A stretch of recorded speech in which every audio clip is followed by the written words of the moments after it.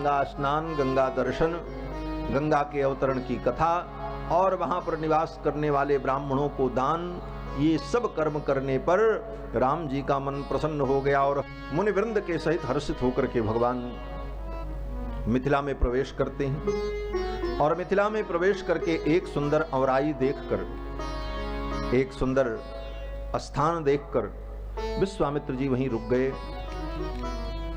विश्वामित्र जी ने कहा यहीं रहना ठीक, यहां रहिए रघुवीर सुजाना। अपनी मुनि मंडली के साथ वहां पर रुक गए। ये समाचार जनक जी को मिला कि महर्षि विश्वामित्र अपनी मुनि मंडली के साथ पधारे हैं। तो समाचार सुनकर के जनक जी महाराज अपने मंत्रियों को लेकर, अपने परिजनों को लेकर के मिलने के लिए आ गए। चरणों में वंदन किया, प्रणाम किया। उस समय भगवान श्री राम और कुमार लक्ष्मण बगल के बगीचे में घूमने चले गए थे। बाल स्वभाव, चंचलता, सब कुछ देखने और जानने की इच्छा, इस कारण से राम जी बगीचा में घूमने चले गए थे। और जनक जी महाराज आए प्रणाम करके। उसी समय भगवान श्री राम, कुमार लक्ष्मण दोनों आए। विश्वामित्र जी ने उन्हें अपने बगल में बैठाया, विश्वामित्र निकट बैठाया। जनक जी ने जब देखा भगवान को, मूर्ति मधुर मनोहर देखी, भयउ विदेह विदेह विषेखी। मनोहर मूर्ति को देख करके जनकराज विदेह सुध बुध भूल गए। भगवान में उनकी आसक्ति हो गई। जनक जी बहुत बड़े ज्ञानी हैं। ज्ञानियों की जब लिस्ट बनती है तो सबसे एक नंबर पर जनक जी का नाम लिखा जाता है। और केवल जनक जी का ही नहीं, जनकपुरी में जितने राजा हुए सब महाज्ञानी। श्रीमद्भागवत महापुराण में वेद व्यास जी जब मिथिला के राजाओं का वर्णन करते हैं तो कहते हैं कि एते वै मैथिला राजन ब्रह्म विद्या विशारदाः। ये मिथिला के जो राजा हैं ब्रह्म विद्या विशारदा, ये ब्रह्म विद्या विशारद है महाराज। और जनक जी की क्या बात है, परम ज्ञानी। लेकिन केवल कोरे ज्ञानी नहीं है, कोरा ज्ञानी होना भी अच्छा नहीं होता। क्यों बोले, जिस ज्ञान में भगवत प्रेम न हो, भक्ति न हो, वो निरंजन ज्ञान शोभा को नहीं प्राप्त करता। श्रीमद्भागवत महापुराण में सुखदेव जी कहते हैं, न शोभते ज्ञान मलम निरंजनम, न शोभते ज्ञान मलम निरंजनम। निरंजन ज्ञान की शोभा नहीं होती और उस ज्ञान में पतन का भय भी होता है। क्यों बोले, भक्ति का जहां आदर नहीं, जहां भगवत प्रेम नहीं, जहां भगवत अनुराग नहीं, वो ज्ञान कभी भी पतन का कारण बन सकता है। और ये मैं नहीं कह रहा हूं, वेद कह रहे हैं। भगवान श्री राम जब अयोध्या के सिंहासन पर आरूढ़ हुए तो चारों वेदों ने मूर्तिमान रूप धारण करके, प्रकट होकर के भगवान की स्तुति की। और वेदों ने कहा कि जे ज्ञान मान विमत्त तव भव हरणि भक्ति न आदरी, ते पाई सुर दुर्लभ पदादपि परत हम देखत हरि। वेदों ने कहा कि जे ज्ञान मान विमत्त, ज्ञान के मान में विमत्त होकर, तब भव हरणि भक्ति, भव का हरण करने वाली जो आपकी भक्ति है, न आदरी, उसका आदर नहीं किया। ते पाई सुर दुर्लभ पदादपि, वो सुर दुर्लभ पद को भी क्यों न प्राप्त कर लें, परत हम देखत हरि, उनका पतन हो गया, मैंने देखा है। क्योंकि वेद तो अनादि, वेद कहते हैं अनादि काल से मैंने देखा है। इसलिए विशुद्ध ज्ञान, कोरा ज्ञान आनंद नहीं देता। और जनक जी महाराज तो ज्ञानी के साथ साथ प्रेमी भी हैं। कितने बड़े प्रेमी हैं, बोले सच्चे प्रेमी हैं। इन्होंने अपने प्रेम को छिपा करके रखा। जोग भोग मह राख्यो गोई, और राम बिलोकत प्रगट्यो सोई। जोग और भोग के संपुट में प्रेम को, भक्ति को छिपा करके रखा। भक्ति, प्रेम ये प्रदर्शन का विषय नहीं होता, इसको तो गोपनीय रखना चाहिए। गोपनीयम गोपनीयम गोपनीयम प्रयत्नतः। श्री भक्तमाल में एक भक्त की कथा है, अंतर्निष्ठ राजा की कथा। अंतर्निष्ठ राजा एक कोई हुआ, उसका नाम तो नहीं लिखा है भक्तमालकार ने, लेकिन उसकी भक्ति की महिमा बताई जिससे हमें प्रेरणा मिलती है। उसकी भक्ति कैसी थी? बोले राजा बड़ा धर्मात्मा सज्जन, राजा की पत्नी जो थी महारानी, वह भी भगवान की परम भक्ता। भगवान की भक्ति में वो नाचती गाती, भाव विभोर होती, लेकिन राजा, बोले राजा कभी नहीं, राजा के मुंह से कभी भगवान का नाम भी नहीं निकलता। तो रानी को बड़ी चिंता होती थी कि महाराज के अंदर सब सद्गुण है, ये ज्ञानी हैं, नीतिज्ञ हैं, बुद्धिमान हैं, आज तक मेरी भक्ति उपासना का कभी इन्होंने विरोध नहीं किया, सहयोग ही किया, और मेरी भक्ति उपासना को देख करके ये प्रसन्न भी होते हैं, लेकिन कभी इनके मुख से भगवान का नाम मैंने नहीं सुना। कभी ये मंदिर नहीं गए, कभी ये ठाकुर की आरती नहीं उतारी, कभी ये कथा में भी नहीं गए। कैसे व्यक्ति हैं? ये भी कथा सुनते, ये भी भगवान का नाम लेते, भगवान के चरणों में इनको भी अनुराग होता तो कितना सुंदर होता, सोने में सुहागा हो जाता। लेकिन राजा तो अंतर्निष्ठ था, हृदय में उसकी ऐसी भक्ति, भगवान के प्रति ऐसा प्रेम कि कभी उसने प्रकट होने ही नहीं दिया कि दुनिया अगर मेरे प्रेम को जान ही गई तो प्रेम कैसा, इसलिए कभी अनुभव नहीं होने दिया, यहां तक कि अपनी पत्नी को भी अनुभव नहीं दिया। एक दिन राजा सोए थे और स्वप्न में भगवान की लीला का अनुभव कर रहे थे, और स्वप्न में ही उनके मुख से भगवान का नाम उच्चारित हुआ, हे गोविंद, हे कृष्ण। पत्नी ने सुन लिया, बगल में सोई पत्नी तो प्रसन्नता से फूली न समाये, आज मैंने अपने पति के मुख से भगवान का नाम सुना, चलो सोते में लिया। और इस प्रसन्नता में राजा की पत्नी ने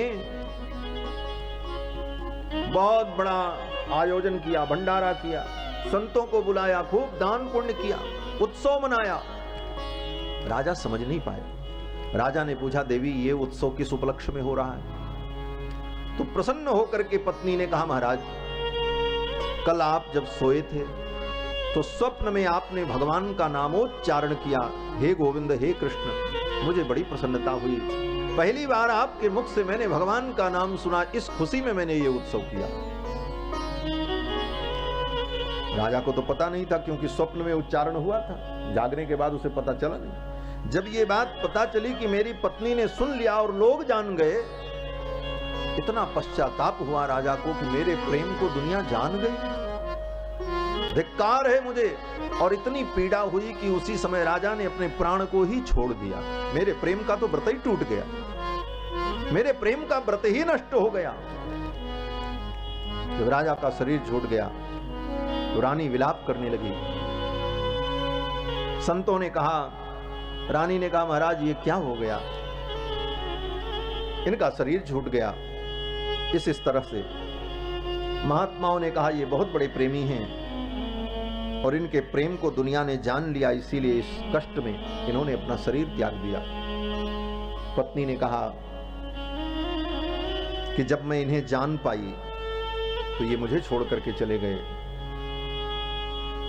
पत्नी ने बहुत विलाप किया।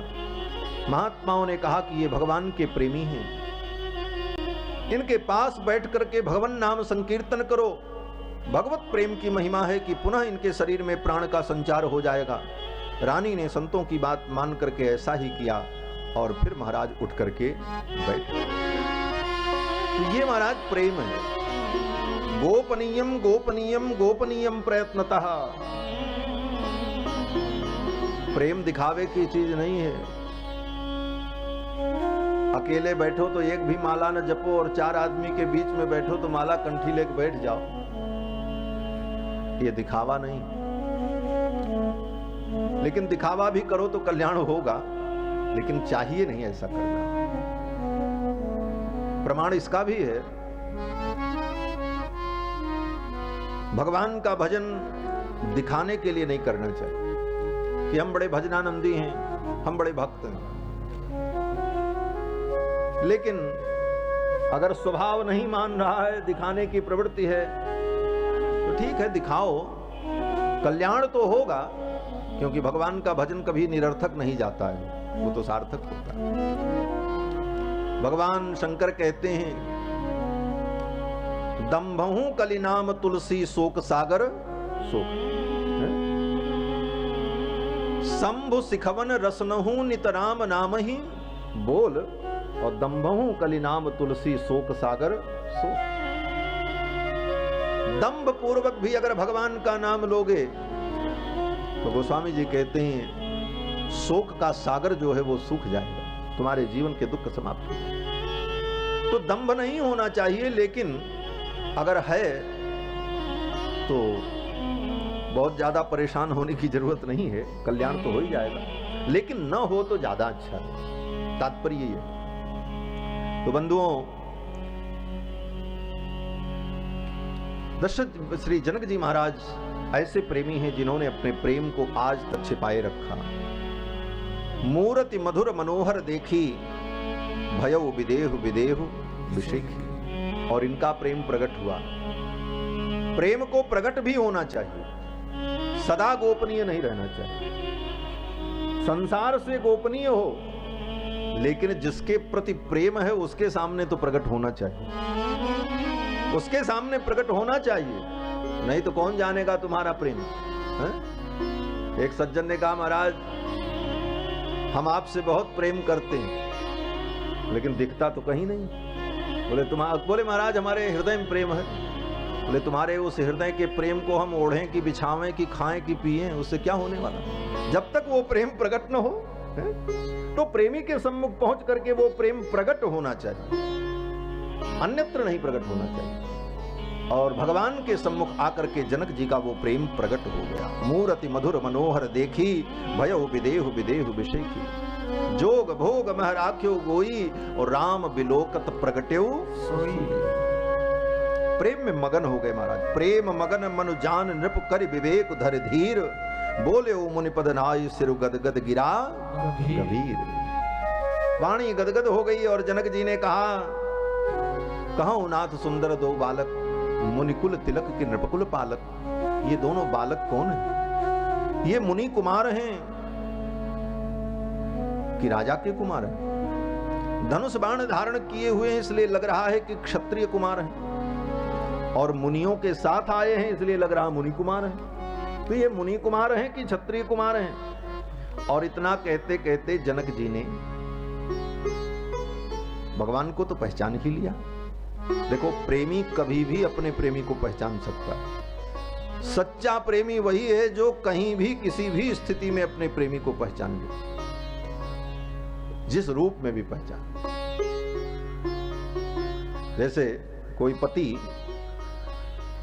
रोज धोती कुर्ता पहनता हो और एक दिन पैंट पहन करके आ जाए, तो पत्नी कहे हम तो पहचान ही नहीं पाए आपको। बोले तो प्रेम कैसा तुम्हारा? कोई भी रूप में आ जाए उसको पहचान ले, वही ना पत्नी।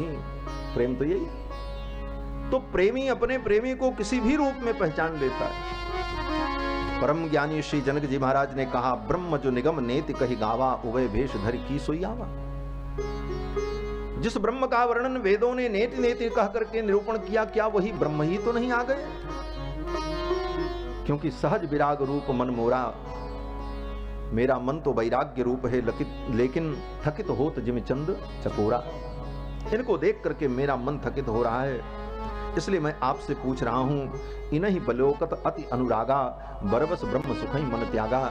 इन्हें देख करके मेरा अनुराग बढ़ रहा है, मैं इनकी ओर खिंचा चला जा रहा हूं, मेरा मन ब्रह्म सुख का त्याग कर रहा, ये कौन है?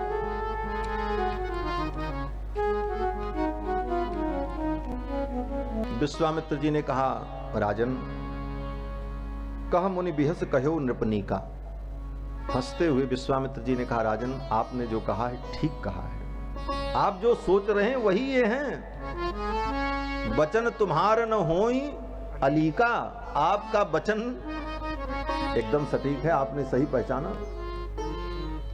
तो राम जी ने देखा ये तो गड़बड़ बात हो रही है, ये तो हमारी सब लीला ही बिगाड़ देंगे, विश्वामित्र जी सारी पोल पट्टी खोल देंगे।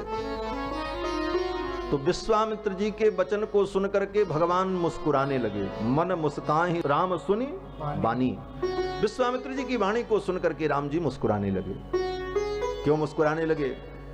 बोले विश्वामित्र जी सारी पोल पट्टी खोल रहे हैं, कुछ करना पड़ेगा, नहीं तो लीला बिगड़ जाएगी, आनंद नहीं आएगा। और भगवान जब मुस्कुराए तो माया हास बाहु दिगपाला, भगवान की मुस्कान ही तो माया है। ऐसी प्रेममयी मोहनी माया भगवान ने फेर दी कि विश्वामित्र जी रुक गए और वो वर्णन वहीं पर छोड़ दिया। और विश्वामित्र जी ने कहा ये अयोध्या के राजा दशरथ के पुत्र हैं और ये क्षत्रिय कुमार हैं, इनको हम यज्ञ की रक्षा के लिए लेकर के आए थे। मम हित लाग नरेश पठाए, मेरे लिए महाराज ने इनको भेजा है और इन्होंने मेरे यज्ञ की रक्षा की और अब यहाँ हम इन्हें लेकर के आए हैं, ये आपके यज्ञ का दर्शन करने आए। जनक जी बड़े प्रसन्न हुए, सुंदर रहने का स्थान दिया, सारी व्यवस्था प्रदान की। सुखपूर्वक विश्वामित्र जी महाराज अपनी मुनिमंडली के साथ निवास करते हैं। सायंकाल की बेला जब हुई तो पूरा नगर सजा हुआ था महाराज। दिवस रहा भरे जाम। सायंकाल की बेला होने वाली थी, एक प्रहर बचा था। नगर की शोभा को देख करके लक्ष्मण जी के मन में हुआ कि ये नगर देखें, बड़ा सुंदर। राम जी से कहा, लेकिन गुरु जी से नहीं कह पाए संकोच के कारण। तो राम जी ने ही गुरु जी से कहा, गुरुदेव लक्ष्मण के मन में नगर देखने की इच्छा है, आपकी अनुमति मिल जाए तो मैं जाऊं और लक्ष्मण को नगर दिखा करके ले आऊं। जो राउर आयस मैं पाऊं तो नगर दिखाए तुरंत ले। ये नगर देखने की इच्छा किसके अंदर हुई? राम जी को नहीं हुई, लक्ष्मण जी को। यहां भी वेदांत है, दर्शन है। दर्शन ये है कि लक्ष्मण जी जीव हैं और राम जी ब्रह्म हैं। नगर को देखने की इच्छा जीव को हुई और जीव जब नगर देखने निकलता है तो नगर के चाकचिक्य को देख करके उसी में वो भटक जाता है। हम लोग भी नगर देखने ही आए थे और भटक गए। भागवत में पुरंजनोपाख्यान है ना, वो पुरंजन अपने मित्र अविज्ञात को छोड़कर 9 द्वार से युक्त नगर को देख करके उस नगर में चला गया और वहीं वो भटक गया। तो जीवात्मा अगर ब्रह्म को छोड़ करके, परमात्मा को छोड़ करके अकेले नगर देखने के लिए जाएगा तो नगर में वो भटक जाएगा, गलियां भूल जाएगा। लेकिन साथ में अगर परमात्मा हो तो माया के नगर में जाकर के भी वो कहीं भ्रमित नहीं। यही हुआ पुरंजन के साथ। पुरंजन की कथा को, इस कथा को जोड़ करके तत्व का चिंतन करें कि पुरंजन अकेले गया, अपने मित्र विज्ञात को छोड़ करके गया, उसका परिणाम क्या हुआ? बोले उसे फंसना पड़ा।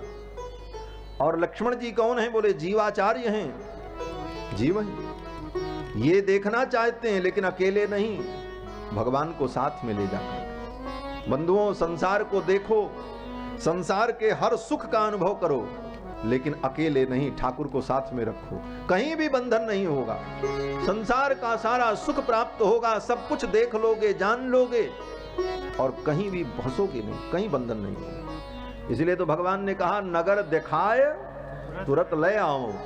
नगर भी दिखा दूंगा और लौटा ले आऊंगा। भगवान साथ में होंगे तो दुनिया भी देख लोगे, यहां भी चकाचक और वहां भी चकाचक, कहीं बंधन नहीं होगा। लेकिन भगवान को छोड़कर अकेले चले तो माया उलझा देगी। भगवान ने कहा, जाए मैं जाऊं, इनको नगर दिखा करके ले आऊं। जो राउर आयस मैं पाऊं, नगर दिखाए तुरंत ले आओ। विश्वामित्र जी ने कहा, जाई देखी आवो नगर, सुख निदान दो भाई।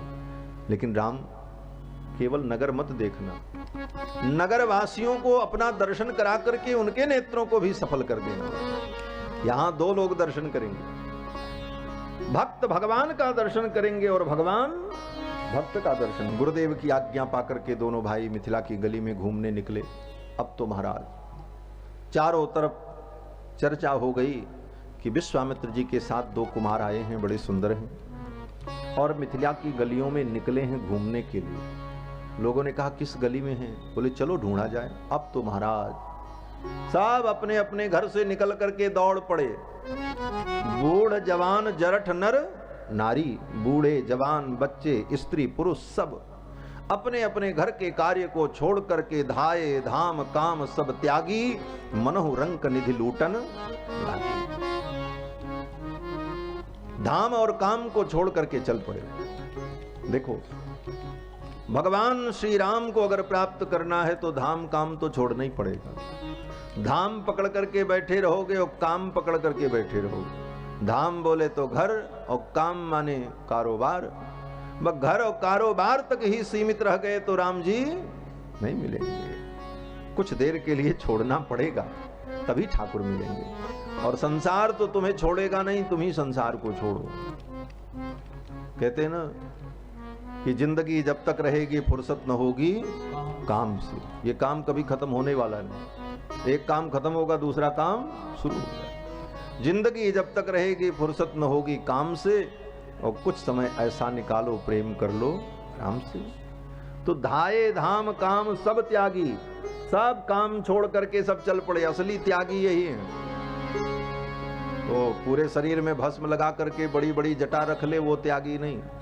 त्यागी वो है जो भगवान के लिए धाम काम को त्याग करके चले, वही त्यागी। धाये धाम काम सब त्यागी, ये असली त्यागी है।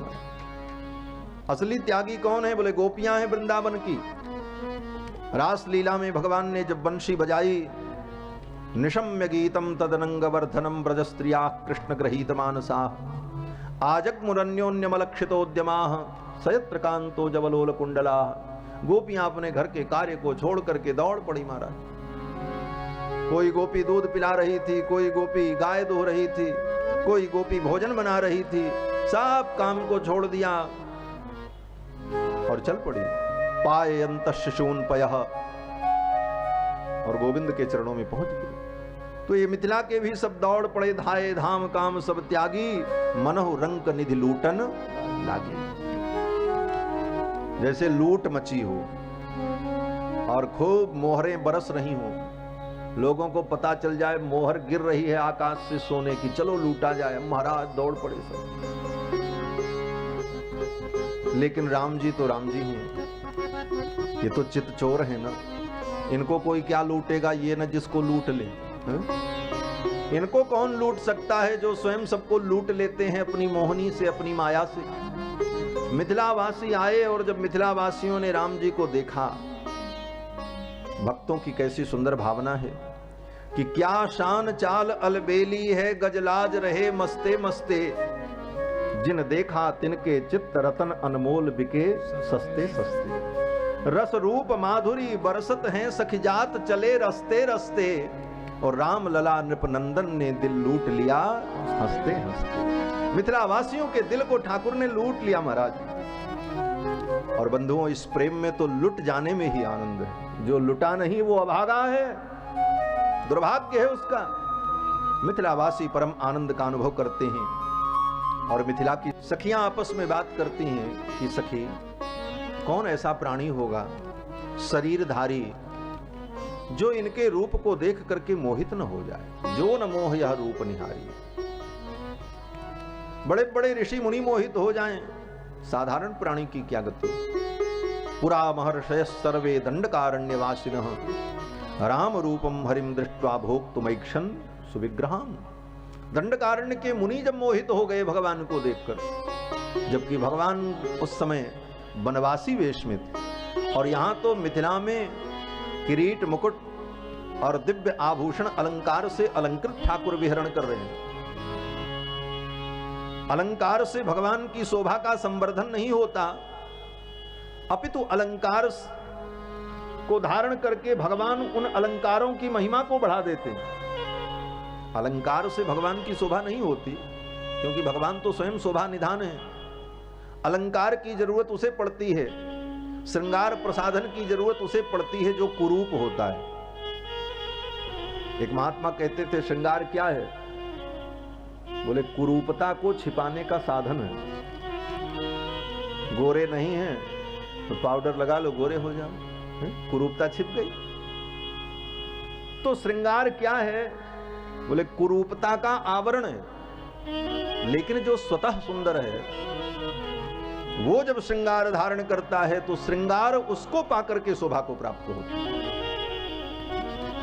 भगवान का श्रृंगार भगवान के शोभा का संवर्धन करने के लिए नहीं, अपितु भगवान को पाकर के वो श्रृंगार आभूषण शोभायमान होते हैं। और दूसरी बात तो ये है, रहस्य की बात, कि भगवान श्रृंगार इसलिए धारण करते हैं कि भगवान के अंग की शोभा को देख करके कहीं किसी की नजर न लग जाए। वाल्मीकि रामायण में हनुमान जी ने यही कहा है। जब हनुमान जी पहली बार मिले भगवान से तो भगवान के रूप सौंदर्य को देखा। उस समय श्रृंगार था नहीं, सब अंग खुला है, न बाजू बंद है, न बिजायट है, न अंगद है, न हाथों में कंगन है, न कमर में कटिसूत्र, कोई आभूषण नहीं था। तो सभी अंगों का सर्वांग दर्शन हनुमान जी ने किया और भगवान के एक एक दिव्य अंगों का दर्शन करके हनुमान जी डर गए महाराज। क्यों डर गए? बोले हनुमान जी ने सोचा इतने सुंदर इनके अंग प्रत्यंग हैं, कहीं किसी की नजर न लग जाए, इसको तो आभूषण से ढक करके रखना चाहिए, ये आभूषण से ढकने के योग्य हैं। और हनुमान जी ने पूछ लिया कि ऐसे सुंदर आपके अंग, लेकिन आपने आभूषण क्यों नहीं धारण? तो बंधुओं, भगवान की रूप माधुरी को देख करके मिथिला की सखियां भाव विभोर हो गईं और भगवान में उनका अनुराग हो गया। लेकिन मिथिला की सखियों का अनुराग बड़ा विलक्षण है।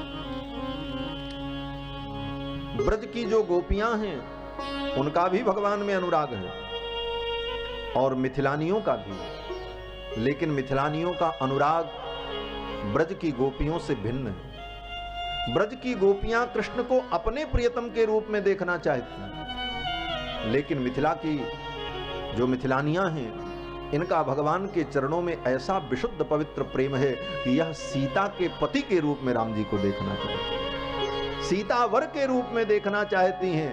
ये नहीं कहती कि ये बड़े सुंदर हैं, ये हमको मिल जाएं, ये मेरे पति हो जाएं, ऐसी कामना नहीं है उनकी। वृंदावन की गोपियों की तो कामना है, क्योंकि उन्होंने इसके लिए व्रत भी किया। कात्यायनी महामाये महायोगिन्यधीश्वरी नंदगोप सुतम देवी पतिम में कुरु ते नमः, अनुष्ठान भी किया। लेकिन मिथिला की सखियां क्या हैं? मिथिला की सखियां कहती हैं कि इनको देख करके महाराज अपना हठ छोड़ देते कि धनुष जो भंग करेगा उसी के साथ हम बेटी का ब्याह करें, और हठ छोड़ करके सीता का विवाह इनके साथ कर देते तो इनका मिथिला से नाता हो जाता, और मिथिला से नाता होता तब ये मिथिला आते रहते तो हम लोगों को भी इनका दर्शन सुलभ हो जाता। जब राम जी शयन करने लगे तो लक्ष्मण जी अब राम जी का चरण दबा रहे हैं। चापत चरण लखन उर लाए, सभय सप्रेम मनोह सचु पाए। और राम जी भी लक्ष्मण जी से कहते हैं, लक्ष्मण बहुत देर हो गई, जाओ सो जाओ। फिर जी भी लक्ष्मण जी जाते हैं चरण सेवा करने। राम जी ने कहा लक्ष्मण जाओ जाओ सो जाओ। बार बार पुनि पुनि राम जी लक्ष्मण से कहते हैं जाओ शयन करो, लेकिन लक्ष्मण जी सेवा में लगे। बार बार कहने की क्या जरूरत, एक बार आज्ञा हो गई तो आज्ञा का पालन करना चाहिए। बोले ठीक है, अपने से श्रेष्ठ जनों की आज्ञा का पालन करना चाहिए, एक बार कह दिया तो मान लेना चाहिए, लेकिन जब सेवा करे उस समय अगर मना करें तो नहीं मानना चाहिए, बार बार करते रहना चाहिए। और यही लक्ष्मण जी ने किया। बार बार जब प्रभु ने कहा तो लक्ष्मण जी ने जाकर के शयन किया। सुखपूर्वक रात्रि व्यतीत हुई। प्रातः काल सबसे पहले लक्ष्मण जी जगे, फिर राम जी निद्रा से उठे, स्नान ध्यान करके नित्य कर्म करके गुरु जी के चरणों में प्रणाम किया। गुरुजी ने आज्ञा दी, जाओ पुष्प लेकर के आओ, पूजा का समय हो गया। समय जान गुरु आयस पाई, और लेन प्रसून चले दो भाई। और फूल लेने के लिए पुष्प वाटिका में जाते हैं।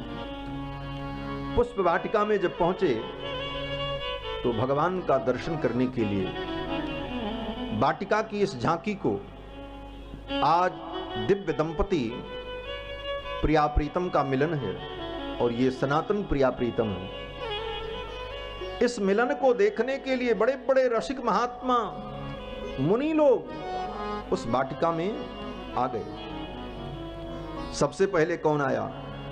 बोले सबसे पहले तो ऋतुराज बसंत आ गया, क्योंकि बसंत तो भगवान का ही स्वरूप है। गीता में भगवान कहते हैं ऋतु नाम कुसुमाकरः, ऋतुओं में मैं बसंत हूं। तो बसंत ऋतु का आगमन हो गया भगवान की इस लीला का आनंद संवर्धन करने के लिए। और ये बसंत ऋतु क्या कहना चाहती है? बोले बसंत ऋतु आकर के ये मानो उद्घोष कर रही है, संसार के प्राणियों, जिन दिव्य दंपति का तुम अब दर्शन करोगे, इस वाटिका में ये दिव्य दंपति ही अंतिम तत्व है, परम तत्व है, बस अंत। इनके बाद कुछ नहीं है। रामान नास्ति परायणम परतरम, राम से परे कोई नहीं है, यही पर ब्रह्म परमात्मा है। सारे तत्व का अंत इन्हीं में जाकर के होता है, बस अंत। ऋतु बसंत बस अंत रामसु, मानो ऋतु बसंत भगवान की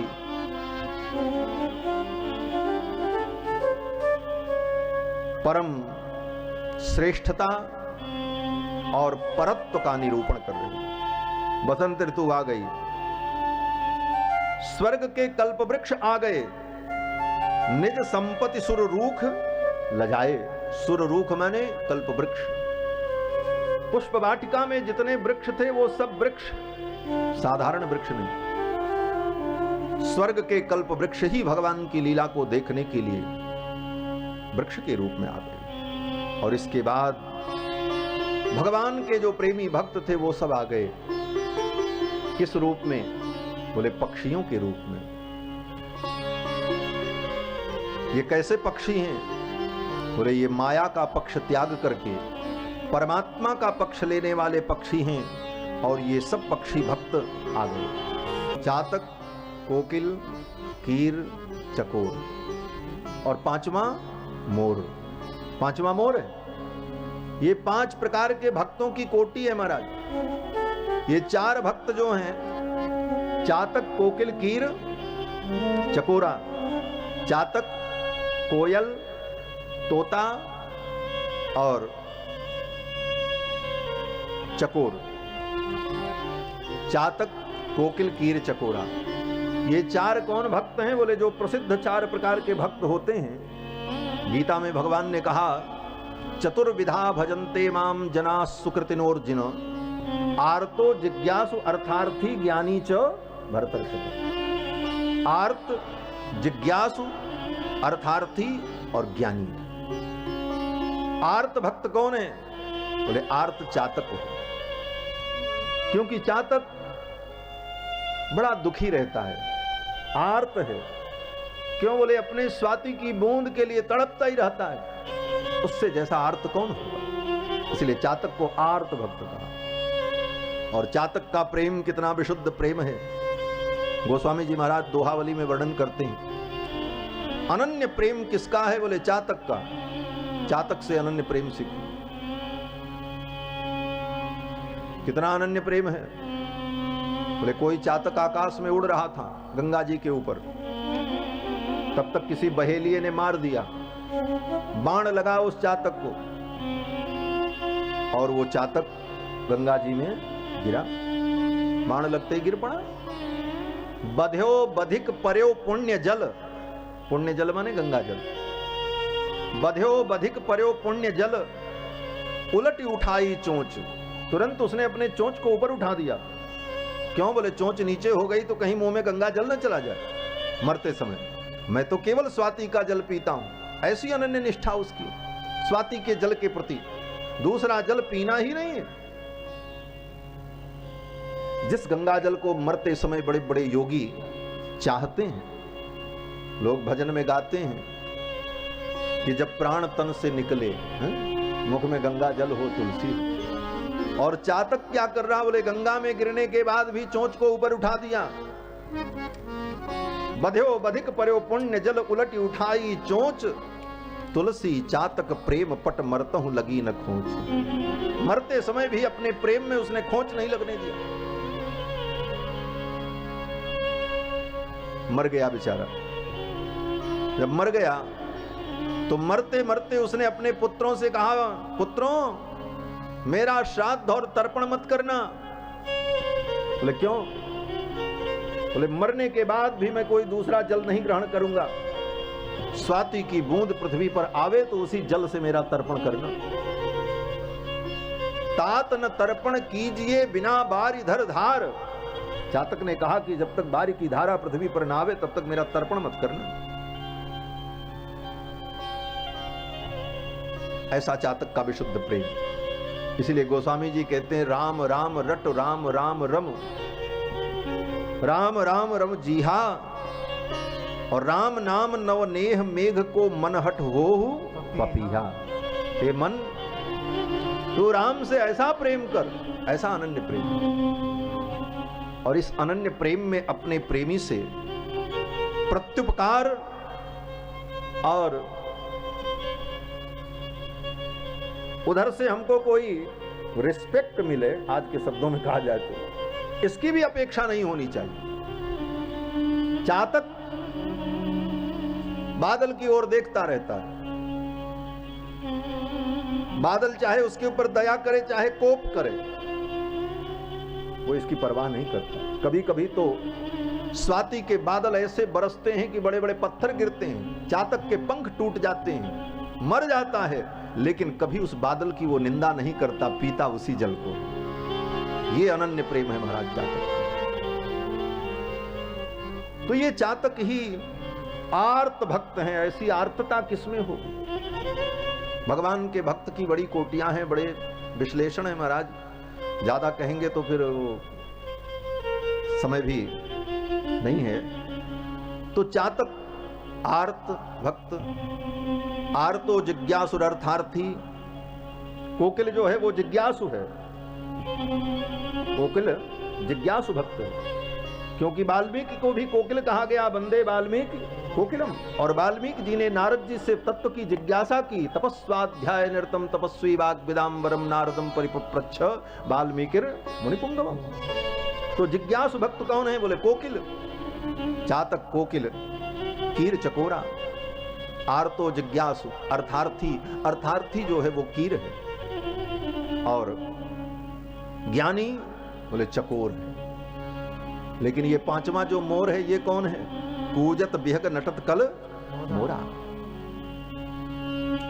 बाकी जितने हैं सब बोल रहे हैं। कूजत बिहग, चातक कोकिल कीर चकोरा ये चारों तो बोल रहे हैं, लेकिन मोर बोल नहीं रहा, नाच रहा है। नटत कल मोरा। ये मोर कौन है? बोले ये प्रेमी भक्त है। आर्तो जिज्ञासु अर्थार्थी ज्ञानी, इन चार भक्तों से विलक्षण जो भक्त है वो प्रेमी भक्त है।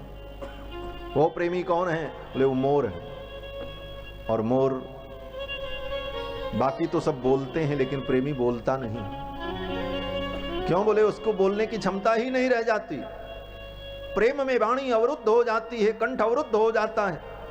प्रेमी तो केवल प्रेम में विह्वल होकर के नाचता है, उन्मत्त हो जाता है। इसलिए मोर नाचने लगा। ये मोर जो है ना, ये प्रेमी भक्त है। आर्तो जिज्ञासु अर्थार्थी ज्ञानी च भरतर्षभ। और प्रेमी भक्त मोर कूजत बिहग नटत कल मोरा। ये सब भक्त आ गए भगवान की इस दिव्य लीला को देखने के लिए। और भगवान जब पुष्प वाटिका में पुष्प लेने के लिए पहुंचे, उसी समय जानकी जी का आगमन होता है। क्यों? बोले भक्त और भगवान जब आते हैं तो दोनों के बीच में भक्ति को आना ही पड़ता है। यही भक्ति का आगमन है। भक्ति महारानी आ गई, तेहि अवसर सीता तह आई, गिरजा पूजन जननी पठाई। और सीता जी ने गिरजा पूजन किया जाकर के मंदिर में। किशोरी जी की एक सखी जिसका नाम अग्र अली, वो अग्र अली सखी जो थी वो जानकी जी को छोड़ करके बगीचा घूमने चली गई। एक सखी सिय संग बिहाई गई रही देखन फुलवाई। और फुलवारी में जब गई तो देखा राम जी को, राम जी वहां फूल तोड़ रहे थे। ते दो बंद बिलो के जाई प्रेम विवश सीता पहीं आई। राम जी को देखते ही तो वो बावरी हो गई महाराज, और भाव विभोर होकर के दौड़ती हुई जानकी जी के पास आई और कहा, किशोरी जी कल जो नगर भ्रमण करने के लिए आए थे ना, आज वो इस वाटिका में आए। बोले कौन? बोले विश्वामित्र जी के साथ वो जो दो कुमार आए हैं। सखी ने कहा, हाँ श्याम गौर किम कहूं बखानी। जानकी जी ने कहा, वो कैसे हैं? उत्सुकता बढ़ी तो सखी ने कहा, मैं कैसे बताऊं? बोले तुमने तो देखा है, बताओ ना। श्याम गौर किम कहूं बखानी। सखी ने कहा, मैं कैसे बखान करूं, बड़ी समस्या है। बोले क्या समस्या है? बोले जिसने देखा है वो बोल नहीं सकता, और जो बोल सकता उसने देखा ही नहीं। बोले ये कौन सी बात? तो सखी ने कहा, आंखों ने देखा है और आंख बोल नहीं सकती, और मुंह बोल सकता है लेकिन मुंह को आंख नहीं, उसने देखा ही नहीं, तो हम वर्णन कैसे करें? सखी ने कहा, चलो चल करके देख लो। उसके बावरेपन को देख करके किशोरी जी ने कहा, तू इतनी बावरी क्यों हो गई? अब तो महाराज वो तो मिथिला की सखी थी। मिथिला के लोग बड़े रसिक होते हैं महाराज। मिथिला बिन नाते नहीं दरसे।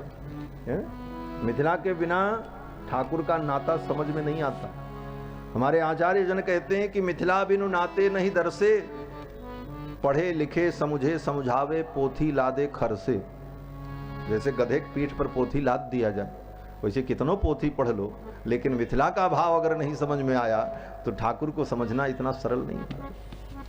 मिथिला की सखी वो थी, देख करके जब आई तो भाव विभोर हो गई, और उसने कहा, किशोरी जू मैंने तो उनसे नैन लड़ा लिया है। सखी ने कहा, मैं तो देख आई। और देखो मिथिला के सखियों का भाव है कि ठाकुर से जब नेत्र लड़ जाते हैं ना, तो माया के सारे बंधन टूट जाते हैं। मिथिला की सखियां कहती हैं कि सिय जी के जो दुल्हा हैं, किशोरी जी के दूल्हा हैं, इनसे नेत्र लड़ जाने का फल क्या है?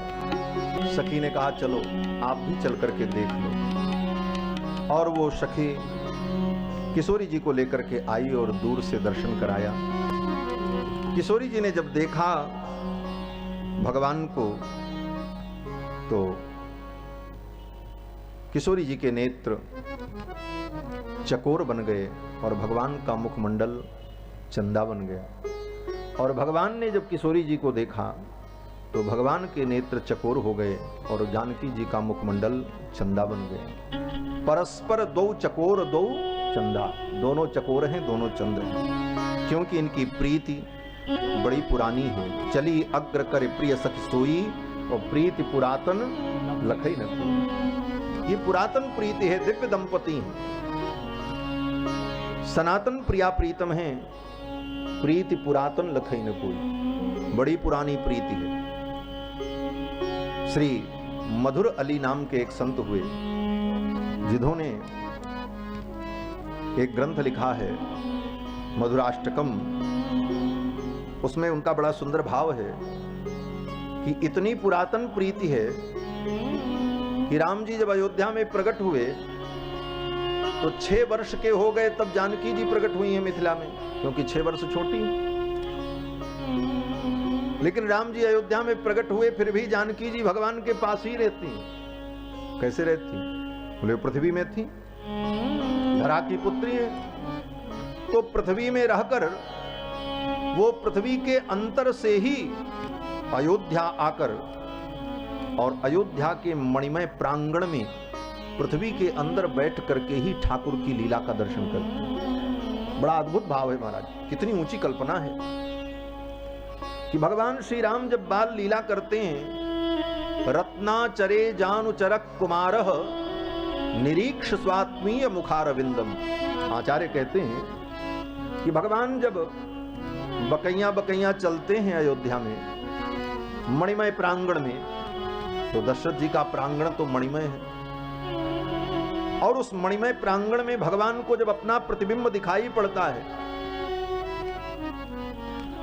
रत्नाचले रत्नस्थले जानुचरः कुमारः निरीक्ष स्वात्मीय मुखारविंदम। अपना मुखारविंद देख रहे हैं, लेकिन वो अपना मुखारविंद नहीं है, वो किशोरी जी की छाया दिख रही है। क्यों? बोले भगवान के मुखमंडल की छाया ही तो किशोरी है, दोनों में अंतर नहीं है। गिरा अरथ जल बीच सम कहियत भिन्न न भिन्न। और जानकी जी का दर्शन करते हैं ठाकुर, और सीतेव स्वालिंगन भाव मश्नुते, सीता समझ करके उन्हें पकड़ना चाहते हैं, लेकिन उस छाया को पकड़ नहीं पाते, और उसी के लिए किलकारी मारते, माँ को देखते, मैया ये मुझे दिला दे। ये सनातन प्रेम है। प्रीति पुरातन लखई न कोई, इतनी पुरातन प्रीति है। सीतेव स्वालिंगन भाव मश्नुते। किशोरी जी ने भगवान के मुख कमल का दर्शन किया, भगवान ने जानकी जी के मुख कमल का दर्शन किया, और किस प्रकार से? बोले अपलक नेत्रों से। भये बिलोचन चारु अचंचल। जो नेत्र सदा चंचल रहते हैं वो अचंचल हो गए। अचंचल का मतलब पलकें रुक गईं। क्यों रुक गईं? वो बोले वो जो पलक में बैठे थे वो चले गए। बोले पलक में कौन बैठे थे? बोले पलक में निमि महाराज बैठे रहते। मिथिला कुल के राजा निमि, उनको ब्रह्मा जी ने कहा था कि तुम मनुष्यों की पलक में निवास करो। तो ये पलक जो हिलती है ऐसे ऐसे, उसमें महाराज निमि बैठे रहते हैं, और निमि के कारण वो हिलती है, इसीलिए इसको निमेष कहते हैं। नेत्रों का खुलना और बंद होना क्या है? बोले निमेषोन्मेष, निमेष और उन्मेष, खुलना और बंद होना। तो महाराज निमि के कारण पलकें खुलती हैं। तो जानकी जी के पलक में भी निमि बैठे थे, और राम जी के पलक में भी निमि बैठे थे। तो निमि कौन है? बोले जानकी जी के पूर्वज हैं। तो निमि ने सोचा कि यहाँ बेटी और दामाद का मिलन है, और यहाँ मेरे जैसे बूढ़े का रहना ठीक नहीं है, चलो भागो यहाँ से। जब निमि चले गए तब बोले भये बिलोचन चारु अचंचल। अब अपलक नेत्रों से किशोरी जी ने भगवान के मुखमंडल का दर्शन किया। बड़ी अद्भुत झांकी है महाराज। भगवान श्री राम जनक जी लक्ष्मण जी से कहते हैं, तात जनक तनया यह सोई धनुष यज्ञ जहि कारण होई। हे लक्ष्मण, ये वही जनक तनया हैं जिनके लिए धनुष यज्ञ हो रहा है। राम जी बड़े सरल हैं। अपने छोटे भाई लक्ष्मण से अपने हृदय के संपूर्ण प्रेम का वर्णन करते हैं, और केवल छोटे भाई से ही नहीं, गुरु जी को भी बताते हैं।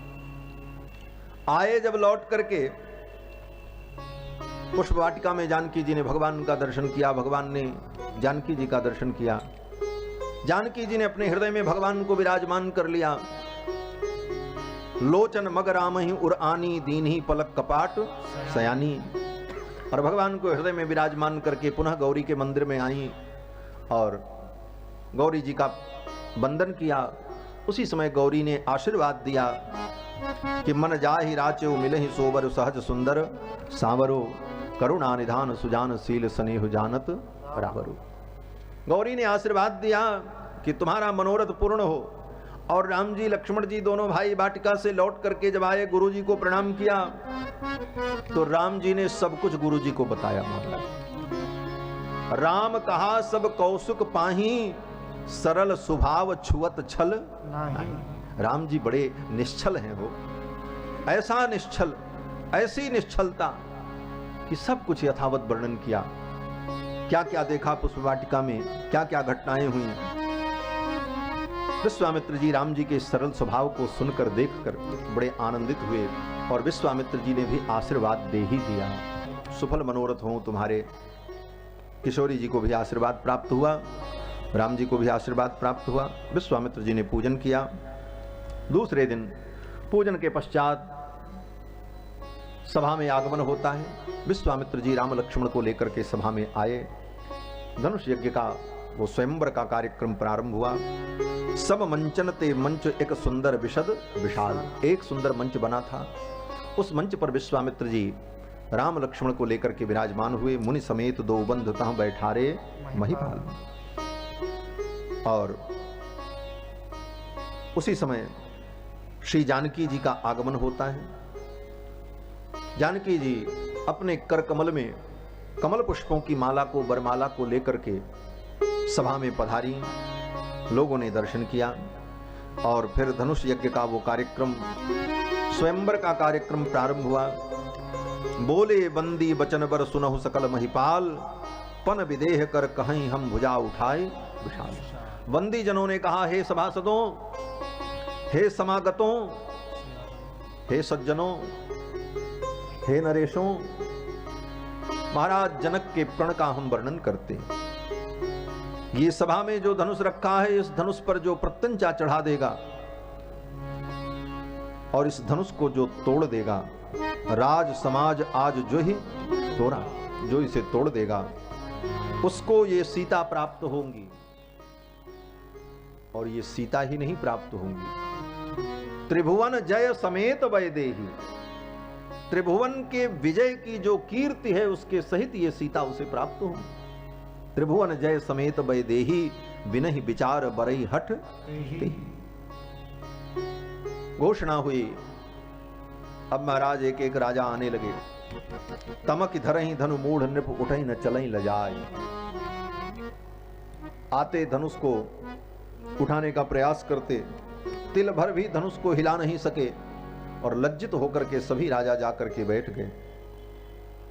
कोई राजा जब धनुष को तिल भर भी उठा नहीं सका तो जनक जी ने देखा, अब तो मेरी प्रतिज्ञा पूरी ही नहीं होगी। और जनक जी ने कहा कि अब जन को माखे भटमानी, वीर विहीन मही में जानी। कोई भी वीर बुरा न माने, किसी को माख न लगे। आज मैंने देख लिया ये पृथ्वी वीरों से खाली हो गई। कोई वीर नहीं इस धनुष को तिल भर उठा सके। जाओ अपने अपने घर। अगर मुझे पता होता कि ये पृथ्वी वीरों से खाली है तो मैं ऐसी प्रतिज्ञा ही न करता। तजहु वास निज निज गृह जाहु, लिखा न विधि वैदेही विवाह। लोग कहते महाराज जनक जी ने ऐसा कह दिया कि विधाता ने सीता का ब्याह ही नहीं लिखा। लिखा न विधि वैदेही विवाह। तो सही में विधाता ने सीता का विवाह नहीं लिखा। क्यों? बोले विधाता क्या लिखेंगे, ये विधाता के विधाता हैं सीता रामचंद्र जी, इनका विवाह विधाता नहीं लिख सकते। विधाता उनका ब्याह लिखते हैं महाराज, इसीलिए विधाता ने नहीं लिखा। और विवाह तो उसका लिखा जाता है जिसका होता है। ये तो नित्य सनातन दिव्य दंपति हैं, इसलिए विधाता भी इनके विवाह की रचना नहीं लिख सकते। लिखा न विधि वैदेही विवाहु। अब महाराज इस वचन को सुन करके लक्ष्मण जी को रोष आ गया। लक्ष्मण जी शेषावतार हैं और इन्हें अगर कहीं ये अनुभव हो जाए कि मेरे प्रभु का अपमान हो रहा है या मेरे प्रभु का अनिष्ट हो रहा है तो लक्ष्मण जी सहन नहीं कर सकते। लक्ष्मण जी रोष में आ गए और कहा, कही जनक जस अनुचित बानी, विद्यमान रघुकुल मणि जानी। रघुकुल मणि विद्यमान है और जनक जी कह रहे हैं कि पृथ्वी वीरों से खाली हो गई। जिस सभा में रघुवंश का एक बालक भी बैठा होता है वहां पर किसी को ऐसा कहने का साहस नहीं होता। अगर गुरुदेव की आज्ञा मिल जाए तो ये धनुष क्या, ये धनुष जिस पृथ्वी पर है और ये पृथ्वी जिस ब्रह्मांड में है उस पूरे ब्रह्मांड को ही मैं उठा लूं। कंदुक ही वो ब्रह्मांड उठाऊं और जो जन सत प्रमाण ले उठाऊं। दौड़ता चला जाए। ये धनुष क्या है, इस धनुष को तोड़ डालूं, मरोड़ दूं। अब तो लक्ष्मण जी महाराज रोष में आ गए। फणी है ना, फणी को अपनी मणि से बड़ा प्यार होता है। फणी माने सर्प, जिसके फण हो उसको कहते हैं फणी। और फणी के अंदर एक मणि होती है जिसको कहते हैं नागमणि। और नाग क्या करता है, बोले चारों तरफ से घेर करके उस मणि को बीच में रख करके ऐसे देखता रहता है।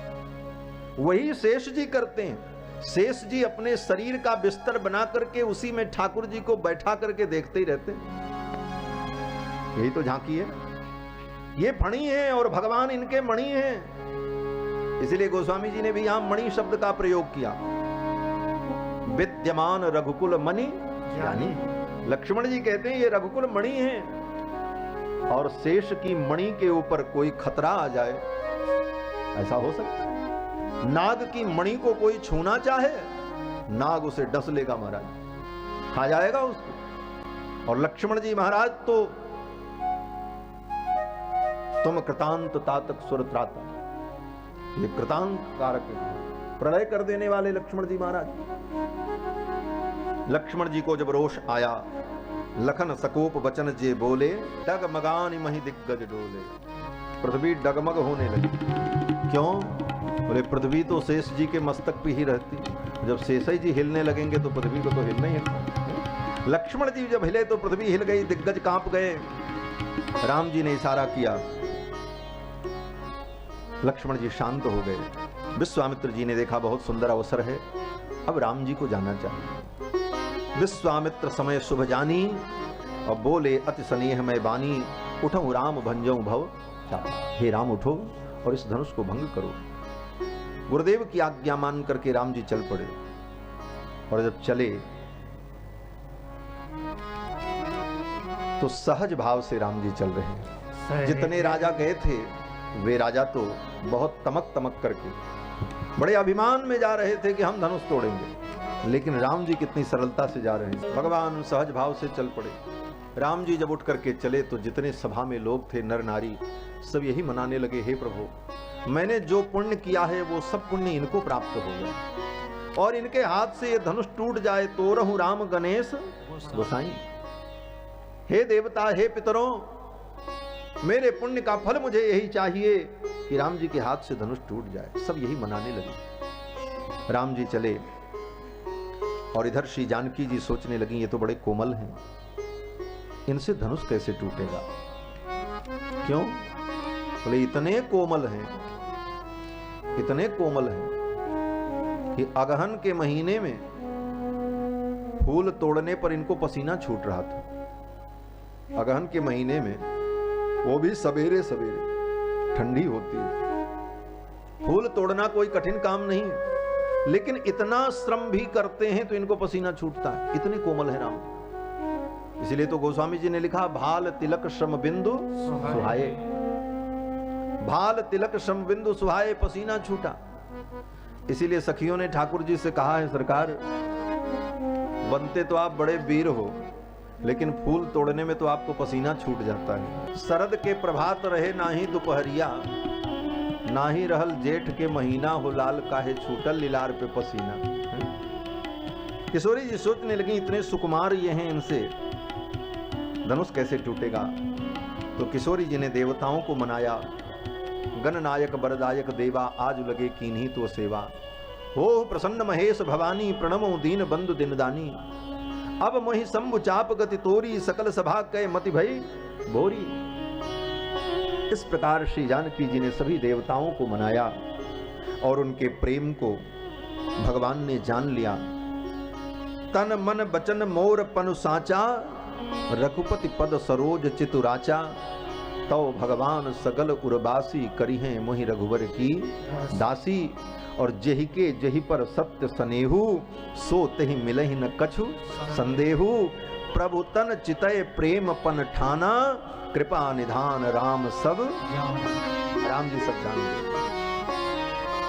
और फिर भगवान श्री राम एक बार जानकी जी की ओर देखते हैं, सियहि बिलोक। एक बार किशोरी जी की ओर देखा।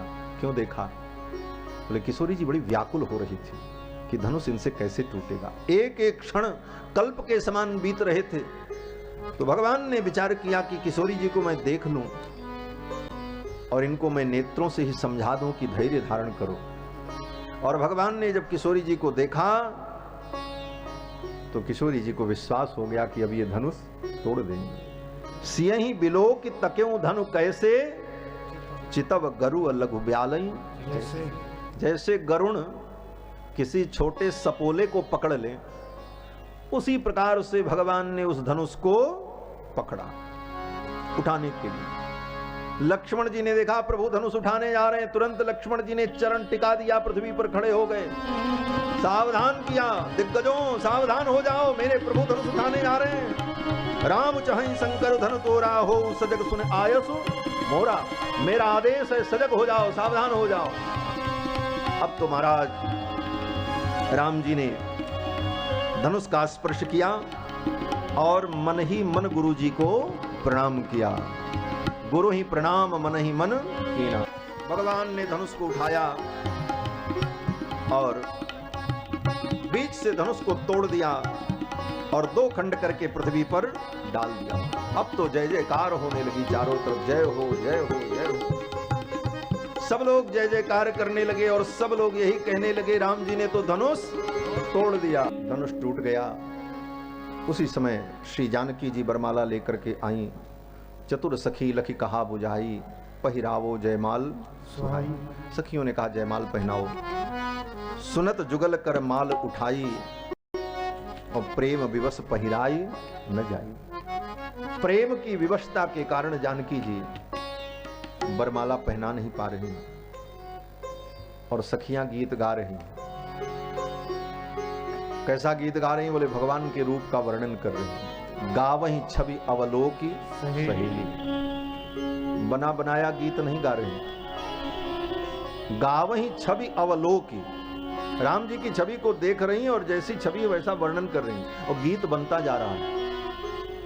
आज का जैसा नहीं कि वही बन्ना बन्नी का गीत सबके ब्याह में गाते फिरो, रटा रटाया, ऐसा नहीं। किशोरी जी और भगवान की झांकी को देख करके सखियां गीत की रचना करती जा रही। सब कवि हैं महाराज, पंडिता हैं। सखियां गा रही हैं और किशोरी जी माला पहनाना चाहती हैं, लेकिन भगवान झुकते ही नहीं। सखियों ने कहा झुक जाइयो तनिक रघुवीर, लली मेरी छोटी सी। तो लक्ष्मण जी बगल से कहते हैं झुकना मत भैया, ससुराल में झुक गए तो इज्जत चली जाए। तो राम जी खड़े हैं। सखियों ने सोचा अब क्या करें, कोई उपाय तो करना पड़ेगा। ये झुकेंगे नहीं और किशोरी जी का हाथ यहां तक पहुंचेगा नहीं। तो सखियां जब गा रही थी, गावहीं छवि अवलोक की सहेली, ये हमारे पूज्य आचार्य जी का भाव है, छावनी महाराज जी आचार्य जी का, कि सखियां जब गा रही थी तो भगवान के एक एक अंग का वर्णन कर रही थी, ऐसा मुकुट ऐसा आभूषण सब। तो राम जी को लग रहा था ये तो बड़ी पंडिता हैं, एकदम सटीक वर्णन कर रही हैं। और वर्णन करते करते सखियों ने यह भी वर्णन कर दिया कि सिय जयमाल राम उर मेली। सीता जी ने राम जी को जयमाला पहना दी, जबकि जानकी जी पहनाई नहीं थी, माला लिए खड़ी थी। तो राम जी ने सोचा जब सब इन्होंने गाया है और सब सच है तो कहीं ये भी न सच हो, माला पड़ गई हो। और माला को देखने के लिए राम जी ने ऐसे सिर झुकाया और जैसे झुकाया तैसे किशोरी जी ने माला पहना दिया। अब महाराज बरमाला पड़ गई। नाच ही गावहीं विबुध बडूटी, बार बार कुसुमांजल छूटी। लोग नाचने लगे, गाने लगे, ब्राह्मण लोग वेद पाठ करने लगे। तीनों लोक में भगवान का यश व्याप्त हो गया। और बस महाराज उसी समय ते ही अवसर सुनि शिव धनु भंगा, आयो बिल्कुल कमल पतंगा। उसी समय परशुराम जी का आगमन हो जाता है और परशुराम जी का बड़ा लंबा संवाद है। 18 दोहे में यह संवाद है। हमारे पूज्य आचार्य चरण कहते थे कि ये श्रीमद् रामचरित मानस की गीता है। 18 दोहे, जिस प्रकार भगवत गीता में 18 अध्याय है, उसी प्रकार ये 18 दोहे में गीता है। और वहां भी गीता का उपदेश किसने किया था? बोले रामानुज ने किया था। कहां पर? महाभारत युद्ध में रामानुज ने। बलराम जी के अनुज, बलराम के अनुज कौन है? कृष्ण है। तो वहां भी रामानुज ने गीता का उपदेश किया और यहां भी राम जी के अनुज लक्ष्मण जी संवाद कर रहे हैं। और वहां पर भी स्थिति वही थी। एक क्षत्रिय अर्जुन अपने क्षत्रिय धर्म को छोड़ करके ब्राह्मण धर्म को ग्रहण करना चाहता और भगवान ने अपने उपदेश से उसको उसके धर्म में लगाया कि अर्जुन तुम अपने धर्म का पालन करो। और यहां पर वही स्थिति है, एक ब्राह्मण अपने धर्म को छोड़ करके क्षत्रिय के धर्म का पालन कर रहा है। वो कौन है? परशुराम जी महाराज। और अपने उपदेश से उनको पुनः ब्राह्मण धर्म में प्रतिष्ठित कर दिया। यही इस प्रसंग का सार है। बाकी तो वीर रस जो कुछ तर्क वितर्क है वो सब बड़ा लंबा विषय है। अंत में भगवान श्री राम ने यही कहा कि आप विप्र हैं, आप तो ऐसे ही सारी दुनिया को जीत सकते हैं, आपको शस्त्र धारण करने की जरूरत नहीं। विप्र वंश की तो प्रभुता उसके ज्ञान और तप से है। और देखो, विप्र वंश कर अस प्रभुताई, निर्भय हो ही जो तुम ही हेराई। अपनी छाती पर हाथ रख करके राम जी ने कहा, ये विप्रवंश की प्रभुता है। क्या प्रभुता? बोले भृगु के कुल में उत्पन्न है ना, आए भृगुकुल कमल पतंगा। और भृगु जी ने ही भगवान के वक्षस्थल पर लात मारी है। आज भी भृगु जी के चरण का चिन्ह भगवान की छाती पर बना हुआ है। राम जी उस चिन्ह को दिखा करके कहते, महाराज ये आपके पूर्वजों की देन है और आज भी मैं इसको धारण करता हूं। और विप्रवंश कर अस प्रभुताई, विप्रवंश की तो ऐसी प्रभुता है, निर्भय हो ही जो तुम्हें डराए। जो ब्राह्मण से डरता है वो दुनिया से निर्भय हो जाता है। ऐसा कह करके भगवान ने परशुराम जी को प्रणाम किया। परशुराम जी पहचान गए और परशुराम जी ने कहा, महाराज इस धनुष को भी आप लीजिए और इस पर डोरी चढ़ा दीजिए। धनुष देना चाहते थे, तब तक वो धनुष अपने आप परशुराम जी का धनुष राम जी के पास चला गया। देत चाप आप ही चली गयऊ, परशुराम मन विस्मय। और धनुष ही नहीं गया, धनुष के साथ साथ परशुराम जी भी चले गए। मतलब बोले परशुराम जी के अंदर जो वैष्णव तेज था, क्योंकि परशुराम जी भी भगवान के अवतार हैं, तो भगवान ने विचार किया आप दो दो अवतार पृथ्वी पर एक साथ रहें, ये ठीक नहीं। और दोनों एक ही नाम के, इनका भी नाम राम, उनका भी नाम राम। ये तो परशु का विशेषण लगाया जाता है तो परशुराम कहा जाता है, लेकिन नाम तो राम ही उनका भी। तो भगवान ने विचार किया एक ही नाम से दो दो अवतार पृथ्वी पर रहें, ये ठीक नहीं, अब एक तो घटना चाहिए। और भगवान ने परशुराम जी के उस तेज को खींच लिया।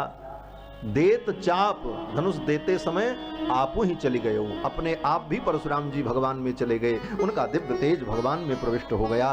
और फिर परशुराम जी ने भगवान की परिक्रमा की और परिक्रमा करके तपस्या करने के लिए चले गए। धनुर्भंग हुआ, प्रतिज्ञा के अनुसार सीता जी भगवान को प्राप्त हो गईं। टूटत ही धनु भयो विवाह, धनुष टूटते ही विवाह हो गया। सुर नर नाग विदित सब काहू, लेकिन लोक व्यवहार भी अपना महत्व रखता है। दूत जाएं अयोध्या और निमंत्रण दें, और दशरथ जी महाराज बारात सजा करके आवें। तैयारी हुई, पत्रिका लिखी गई। दूत लोग पत्रिका लेकर के पहुंचे। 3 दिन में अयोध्या पहुंचे। 3 दिन में अयोध्या पहुंचे, दूतों ने पत्रिका दी। पहुंचे दूत रामपुर पावन, हर से नगर बिलोक सुहावन। राम लखन उरकर बर चिट्ठी, रह गए कहत न खाटी मीठी। उस चिट्ठी को, उस पत्रिका को लेकर के दशरथ जी महाराज कुछ बोल नहीं पा रहे, कुछ बोल नहीं पा रहे, रह गए कहत न खाटी मीठी। ये खट्टी है कि मीठी है, क्या कहें, क्योंकि प्रेम तो अनिर्वचनीय है, उसको कहा नहीं जा सकता। अनिर्वचनीयम प्रेम स्वरूपम। उसी समय भरत और शत्रुघ्न आ गए, उनको पता चला तो बड़ा आनंद हुआ। और फिर दूतों ने सारा वृत्तांत बताया। फिर तो तैयारी प्रारंभ हुई और बारात सजी। गुरुदेव वशिष्ठ के नेतृत्व में बारात सज करके अयोध्या से चल पड़ी। राम जी के जितने सखा थे सब सज धज करके तैयार हो गए। छरे छबीले छैल सब, सूर सुजान नवीन, जुग पदचर असवार प्रति जे असिकला प्रवीण। राम जी के सखा भी साधारण नहीं थे महाराज। छरे छबीले छैल सब, जितने छैल चिकनियां थे सब चल पड़े सज धज कर। अद्भुत बारात सजी। बेसर ऊंट वृषभ बहुजाति, चले वस्तु भरी अगणित भांति। कोटिन कांवर चले कहारा, कहार लोग कांवर में भर भर के हीरे पन्ने पोखराज बहुमूल्य वस्तुएं वस्त्र आभूषण। क्यों? दशरथ जी महाराज बेटे का ब्याह करने जा रहे हैं, पता नहीं कितना खर्चा लगेगा, कितना लुटाना पड़े, क्या करना पड़े, इसलिए सारी तैयारी से चल रहे हैं महाराज। विविध वस्तु को बर नहीं पा रहा। सारी तैयारी हो गई। गुरुदेव वशिष्ठ आगे चले, मंगल वाद्य बजे, माताओं ने आरती उतार करके मंगल शगुन करके बारात को विदा किया। और जब बारात अयोध्या से चली तो बनई न बरनत बनी बराता, हुई सगुन सुंदर शुभ गाता।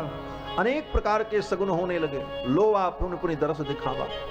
बार बार बारातियों के सामने आकर के लोमड़ी घूमने लगती और फिर भाग जाती। सुरभि सन्मुख शिशु पियावा, बछड़े को दूध पिलाती हुई गाय सामने आ गई। गुरुदेव ने कहा अद्भुत मंगल हो रहा है। मृगमाला फिर दाहिन आई, मृगों का समूह दाहिने बगल से गुजर जाता है। छेम करी कर छेम विषेखी, सफेद रंग की चील आकाश में आकर के उड़ने लगती है, उसकी छाया सबके ऊपर पड़ती है। यह भी मंगल कारक। अनेक प्रकार के मंगल हुए। गोस्वामी जी कहते हैं सब मंगल एक साथ क्यों हुए? एक दो मंगल हो जाते बहुत था। तो कहते हैं जनु सब साचे होन हित भये सगुन एक बार। सारे मंगल अपने आप को सत्य सिद्ध करने के लिए भगवान की बारात में आ गए। क्यों बोले बाकी जगह तो ये झूठे भी हो जाते हैं। कितने लोग मंगल बना करके चलते हैं और रास्ते में मंगल हो जाता है? तो झूठा भी हो जाता है। ये मंगल झूठे हो जाते हैं, लेकिन मंगल ने सोचा आज प्रभु के विवाह में चल करके हम सच्चे साबित हो जाएं। जनु सब साचे होन हित भये सगुन एक बार। एक ही बार में सब सगुन आ गए। अब महाराज बारात चल पड़ी। जनक जी ने सुना कि बारात आ रही है। सभी नदियों पर पुल बनवा दिया। रास्ते में जितनी छोटी बड़ी नदियां पड़ती कि बारातियों को आने में कठिनाई न हो। आवत जान भानुकुल केतु, सरितन जनक बधाए सेतु। और बारात चल पड़ी। लेकिन ये बारात भी बड़ी अद्भुत थी। राम जी की बारात बड़ी अद्भुत है। बोले क्या विशेषता है? और इस बारात की सबसे बड़ी विशेषता यह है कि बारात तो बहुत अच्छी है, बाराती बहुत अच्छे हैं, लेकिन दुल्हा का पता ही नहीं है। ऐसी बारात है, दुल्हा ही नहीं है, बिना दूल्हे की बारात चल रही है महाराज। और विशेषता क्या है? बोले इस बारात में जितने हैं सब चंदन माला कंठी वाले ही दिखाई पड़ रहे हैं। क्यों? बोले सब राम जी के प्रेमी हैं, और उसमें भी बड़े बड़े दाढ़ी वाले ऋषि मुनि महात्मा लोग। राम जी की अजब बारात। ऐसी बारात चली। रास्ते में बड़े कौतुक हुए महाराज। कौतुक विविध होई मग जाता। अनेक प्रकार के कौतुक आनंद मनोरंजन करने वाले भाट नट गायक गुणी सब साथ ही में थे, और सब चल रहा था साथ साथ आनंद। बारात जनकपुर पहुंच गई महाराज। अति सुंदर देनेव जनवासा, जहां सब कहूं सब भांति सुपासा। जानी सीय बारातपुर आई, कछु निज महिमा प्रगट चनाई। बारात आई तो बारात इतनी विशाल थी कि जनक जी तो चिंतित हो गए। इतनी बारातियों की हम सेवा कैसे कर पाएंगे? जनक जी की चिंता को जान करके जानकी जी ने अपनी महिमा प्रकट की और अष्ट सिद्धि नवनिधियों को प्रकट किया। हृदय सुमेरी सब सिद्धि बुलाई, भूप पहुनई करन पठाई।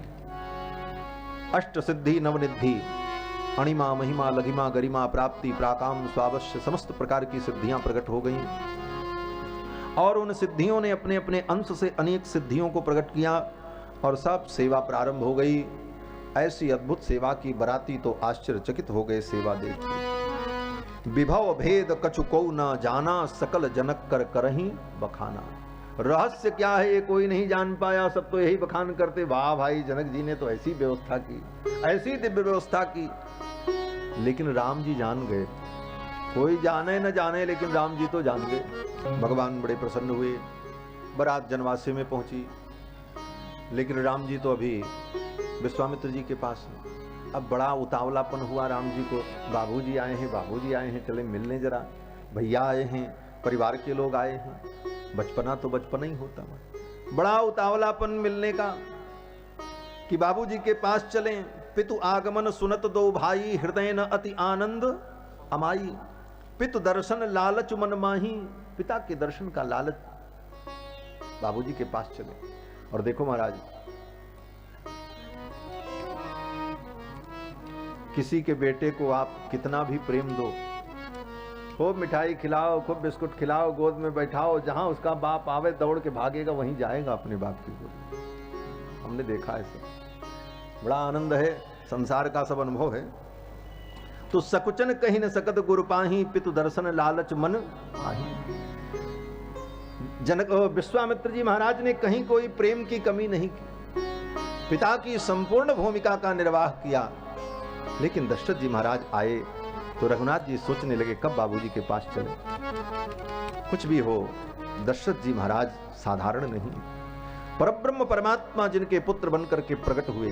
दशरथ जी विलक्षण पुण्यात्मा है महाराज।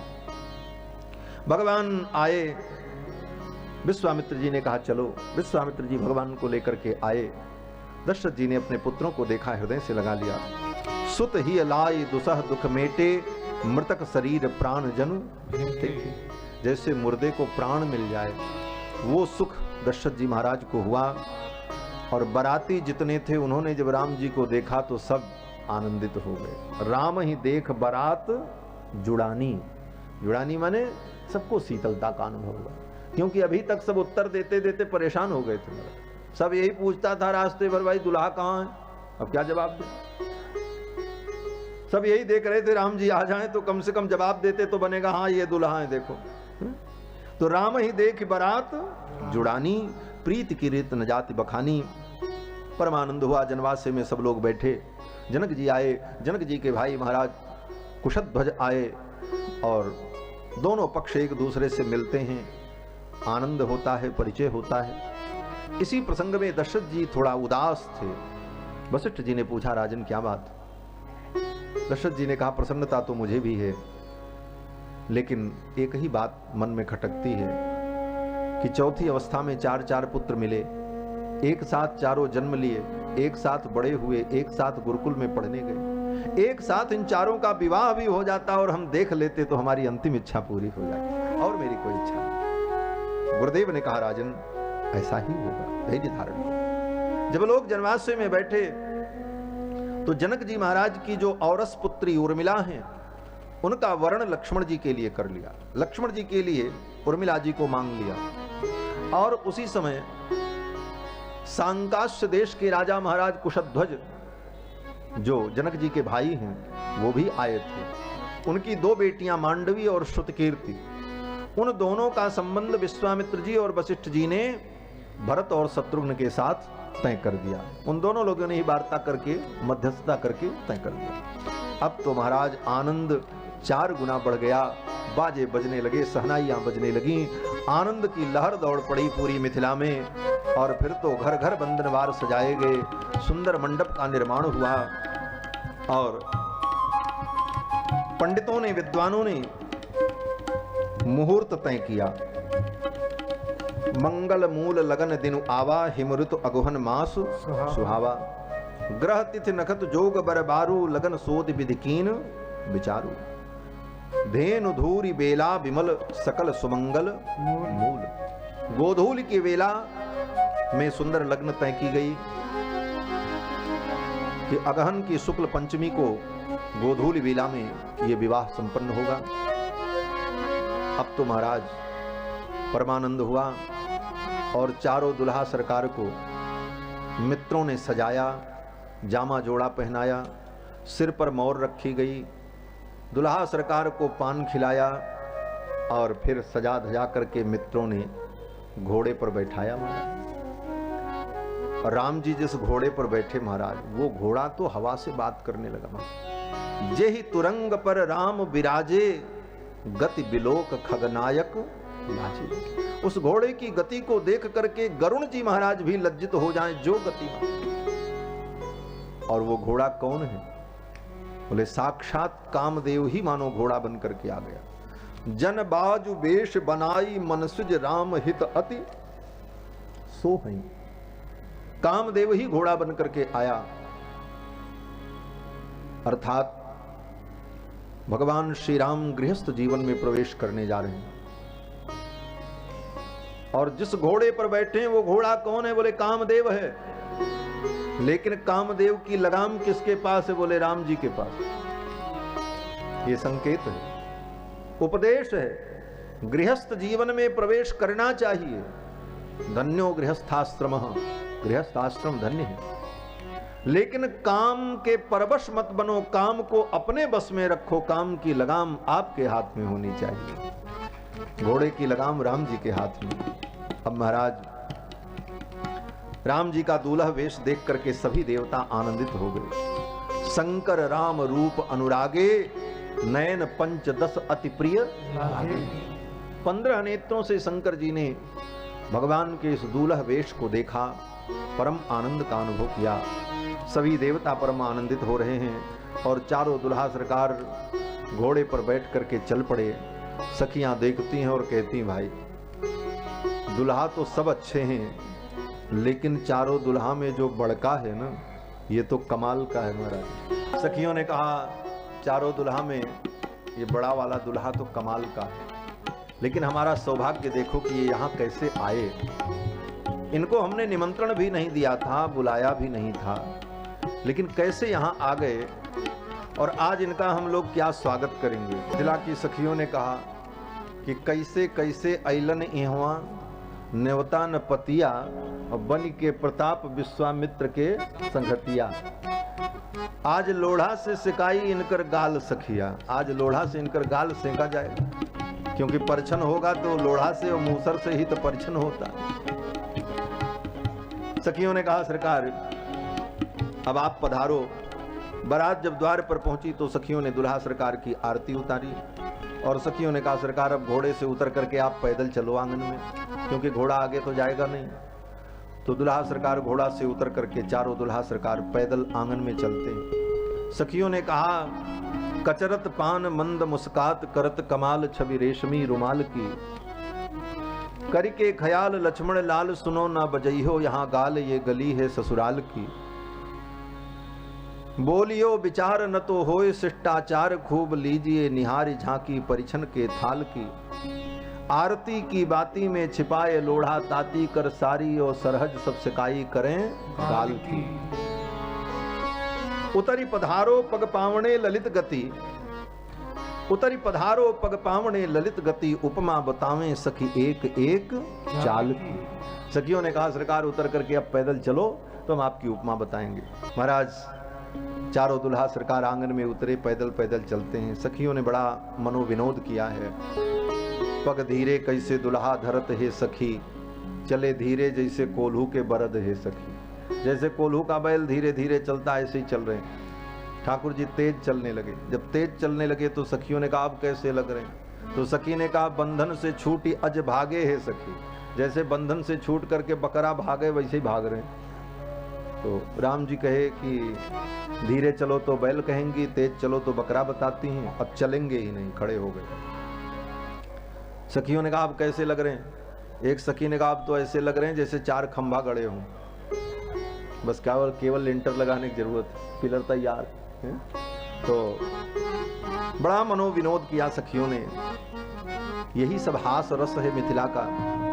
दुल्हा सरकार को सखियां प्रेम पूर्वक मंडप में लेकर के गईं और फिर आचारु करी गुर गौर गणपति मुदित विप्र पूजा वहीं, सुर प्रगट पूजा लेहि देहि असीस अति सुख पावहि। गुरुदेव ने, दोनों कुल गुरुओं ने जो जो विधि बताई वो सब विधि की गई।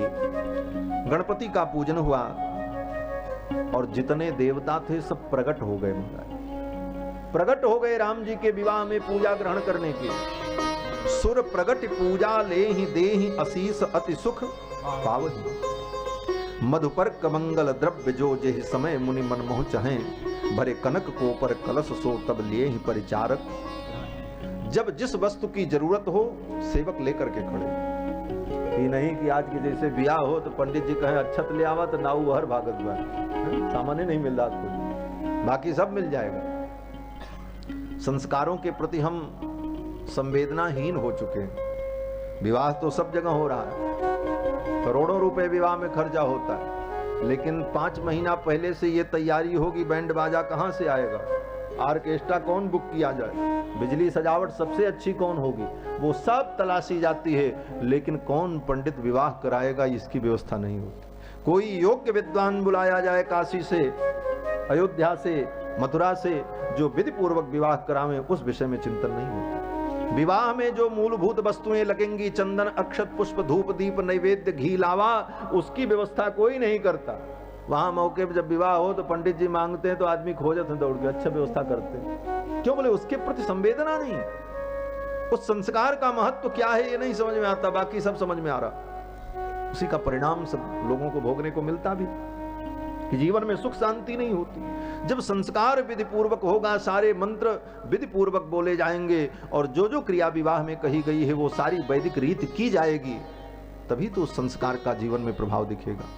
आज बाकी चीजों के प्रति हम बहुत सचेष्ट रहते हैं, हर चीज की व्यवस्था, फलाने अतिथि आए हैं नाराज न हो जाए, उनकी आओ भगत करो, उनकी आओ भगत करो। और जो देवी देवता तुम्हारा कल्याण करेंगे उनके आओ भगत की कोई तैयारी नहीं होती, उसी में हम फेल हो जाते हैं। बाकी लोग तो आए खा करके चले गए, मिष्ठान्न मितरे जना, जाने के बाद नाम भी नहीं लेंगे। लेकिन जिन देवताओं की कृपा से तुम्हारा जीवन मंगलमय होगा, उनके पूजा विधान होमाधिकारियों से जो हम प्रमाद करते हैं, वो प्रमाद ही हमारे जीवन का प्रनाश कर रहा है, वही हमारे जीवन का विनाश कारक है। इसलिए संस्कारों के प्रति हमें सचेष्ट होना चाहिए।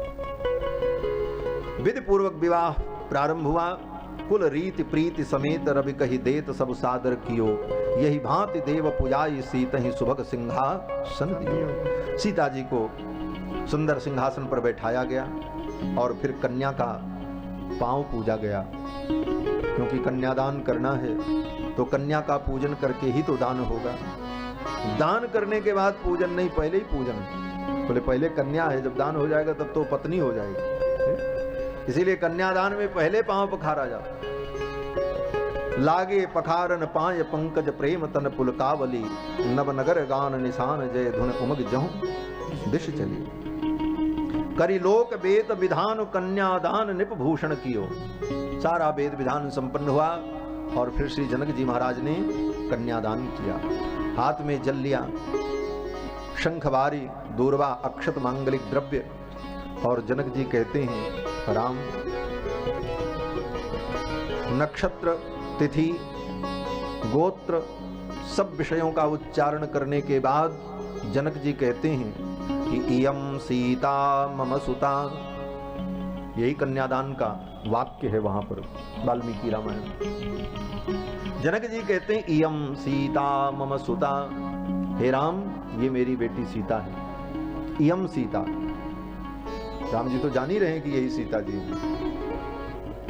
क्योंकि स्वयंवर सभा में देखा भी है। तो ये कहने का तात्पर्य क्या है कि इयं सीता। जनक जी कहते हैं, राम इयं सीता मम सुता, ये वही सीता हैं जिन सीता के लिए आप अयोध्या से पैदल चल करके इतनी दूर तक आए। ये वही सीता है, इयं सीता मम सुता, ये मेरी बेटी है। जिस प्रकार तुम अपने माता पिता के अयोनिज संतान हो, क्योंकि भगवान गर्भ से नहीं प्रकट हुए, भगवान तो साक्षात प्रकट हुए थे कौशल्या जी के सामने। तो मानो जनक जी भी कहते हैं कि अगर आप प्रकट हुए हो तो ये सीता भी प्रकट हुई है। इयं सीता, ये आपसे कम नहीं है, मेरी बेटी आपसे कम नहीं है। इयं सीता, अगर आप प्रकट भये हैं तो ये भी प्रकट भई हैं। ये तो पृथ्वी को विदीर्ण करके प्रकट हुई हैं। जनक जी ने कहा ये भी प्रकट हुई हैं, भाई प्रकट कुमारी भूमि विदारी। तो इयं सीता मम सुता, ये मेरी सीता है। राम, ये सीता मेरी अयोनिजा कन्या है। तब धर्मचरी, ये आपकी धर्मचरी होने जा रही हैं, आपकी धर्मपत्नी होने जा रही हैं। प्रतीक्ष चैनाम भद्रम ते, हे राम अभी तक तो तुम राम हो, लेकिन अब सीता को प्राप्त करके तुम भद्र हो जाओगे। प्रतीक्ष चैनाम भद्रम ते, सीता जी को प्राप्त करने के बाद ही राम राम भद्र हुए। भगवान का एक नाम है राम भद्र। रामाय नमः, रामचंद्राय नमः, रामभद्राय नमः, ऐसा बोलते हैं। तो भद्र माने कल्याण। भद्र शब्द का अर्थ होता है कल्याण। भद्रम कर्णेभिः शृणुयाम देवा। तो राम जी जब सीता जी को प्राप्त कर लेते हैं तभी वो राम भद्र हैं, तभी वो कल्याणप्रद हैं। क्यों? बोले सीता जी से रहित राम जी जो है ना अकेले, वो राम जी किसी का कल्याण उल्याण नहीं करते। ऐसे ही अलग बात है अपवाद रूप में, लेकिन सीता के सहित रघुनंदन ही उपास्य हैं भक्तों के लिए। भगवान शंकर कहते हैं, गौर तेजो विनायस्तु श्याम तेजस समर्चयेत, जपेद वा ध्यायते वापि स भवेत पातकी शिवे। सीता जी को छोड़कर केवल रघुनंदन की जो उपासना करता है राधा को छोड़ करके जो केवल कृष्ण की उपासना करता है, लक्ष्मी को छोड़ करके केवल नारायण की उपासना करता है, गौरी को छोड़ करके केवल महादेव की उपासना करता है, वो कौन है? बोले स भवेत पातकी, वो पातकी प्राणी है, उसको पातक लगता है, दोष लगता है। तो सीता जी जब भगवान को प्राप्त हो जाती हैं तभी भगवान राम भद्र होते हैं। इसलिए जनक जी ने कहा कि प्रतीक्ष चैनाम भद्रम ते पाणिम गृहिणी स्वपाणिना, इनका पाणी ग्रहण करो। फिर तो भगवान श्री राम ने जानकी जी का पाणी ग्रहण किया और भरत जी ने मांडवी का पाणी ग्रहण किया, लक्ष्मण जी ने उर्मिला का पाणी ग्रहण किया, शत्रुघ्न जी ने श्रुतकीर्ति का पाणी ग्रहण किया। चारों कन्याओं का दान हुआ, चारों कुमारों ने पाणी ग्रहण किया और पाणी ग्रहण के पश्चात अग्निस्थापन हुआ। अग्निस्थापन तो पहले ही हो गया था। होम का कार्यक्रम प्रारंभ हुआ। करी होम विधिवत गांठ जोरी होन लागी भावरी। होम हुआ। विवाह कोई बहुत 2-4-10 घंटे का कृत्य नहीं है, मात्र ज्यादा से ज्यादा 1.5 घंटे में विवाह की विधि संपन्न होती है। लेकिन वह भी 1.5 घंटा विधि से नहीं हो पाती, जबकि पूरी रात ही लोग जागते हैं, हल्ला गुल्ला करते हैं। होता क्या है? कन्यादान। कन्यादान के बाद करीब 100 के लगभग आहुतियां हैं, जो आहुति घी के द्वारा दी जाती हैं। और फिर आहुति के बाद वर वधू की गांठ को जोड़ करके अग्नि की परिक्रमा करा दी जाती है। अग्नि की परिक्रमा के बाद सिंदूर दान, बस हो गया विवाह। असली विवाह वो होम और भांवरी होती है, और वही नहीं हो पाता। भांवरी तो हो जाती, होम ही नहीं होता। थोड़ी सी आग सुलगा दिए, धुआं निकल रहा, उसी में अपना आम का पल्लो लेके छिड़क रहे हैं ऐसे महाराज। लेकिन यहां तो सब विधि पूर्वक हुआ। करी होम विधिवत, ये विधिवत शब्द कितना मार्मिक है। करी होम विधिवत गांठ जोरी और होन लागी भावरी। होम संपन्न हुआ, सप्तपदी हुई, और सप्तपदी के बाद दुल्हा दुल्हन के पटुके को सखियों ने जोड़ा, ग्रंथि बंधन किया, और दुल्हा सरकार अग्नि की भावरी देने लगे। ठाकुर जी को वहां पधराओ। गांठ जोड़ी गई। लोग कहते हैं महाराज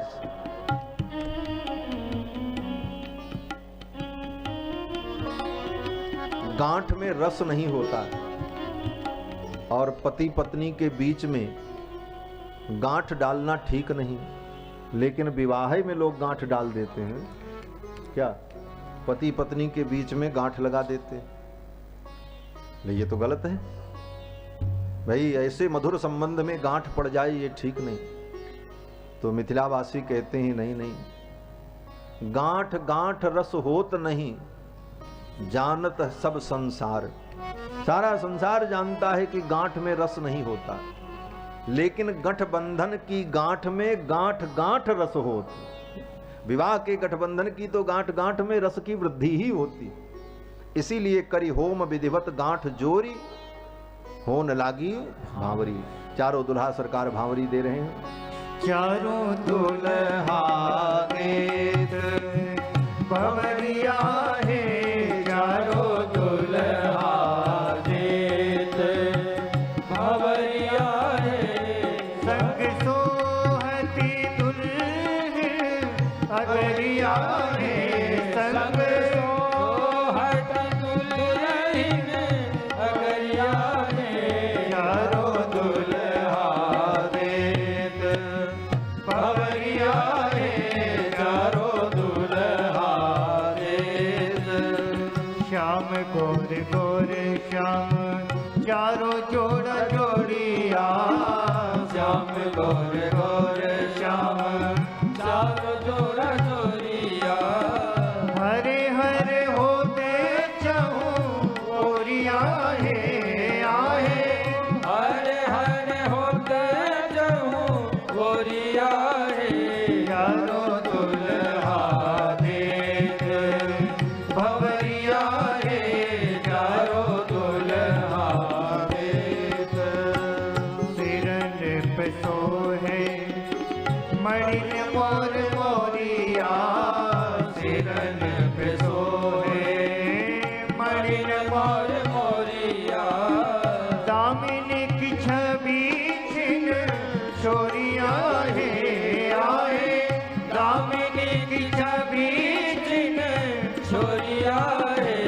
चारों दुल्हा देत बबरिया रे चारों दुल्हा देत रत्नारी कजरारी अजब अखरिया रत्नारी कजरारी अजब अखरिया लगता है करे में खबरिया है आए लगता है करे खबरिया है चारों दुल्हा देख बबरिया है चारों दुल्हा देख आंचल चंदरिया में पड़ी है गठरिया आंचल चंदरिया में पड़ी है गठरिया लगता ही करे में खबरिया ये आए हरि खबरिया ये चारों दुल्हा देख बबरिया रे चारों दुल्हा देख नव रंग मणि की सुपल सुहरिया नव रंग मणि की सुपल सुहरिया लाव छरिया में भरे भरिया है आए लाव छरिया में भरे भरिया है चारों दुल्हा देख बबरिया रे चारों दुल्हा देख उमगी उमगी गावे अलिगन गरिया उमगी उमगी गावे अलिगन गरिया सुख बरसत बे सुमरिया है आए सुख बरसत बे सुमरिया चारों दुल्हा देख बबरिया रे चारों दुल्हा देख बबरिया रे चारों दुल्हा देख जयति जयति जय होती चारों ओरिया जयति जयति जय होते चारों ओरिया सूर्य कर सुमन की झरिया है आए सूर्य कर सुमन की झरिया है सूर्य कर सुमन की झरिया है आए सूर्य कर सुमन की झरिया है चारों दुल्हा देख बबरिया रे चारों दुल्हा देख बबरिया रे चारों दुल्हा देख बड़े बड़े अंबनी में दंपति चहरिया बड़े बड़े अंबनी में दंपति चहरिया जाग ज्योति जगन मगरिया है आए ज्योति जगन मगरिया है चारों दुल्हा देख बबरिया है चारों दुल्हा देख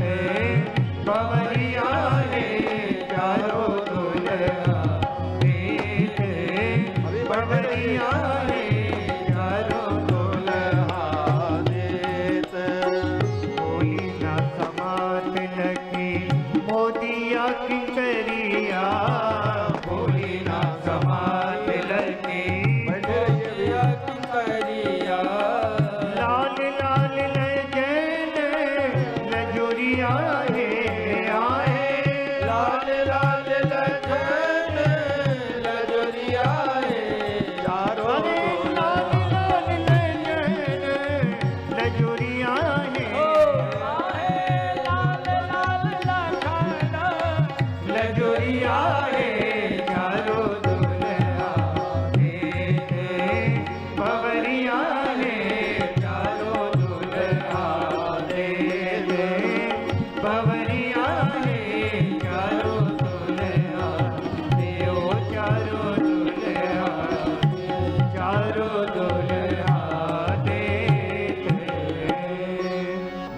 प्रकार की जेवनार हुई, फिर आचमन, और आचमन के बाद जब बराती भोजन करके उठे तो उनको पान बीड़ा सौंपा गया।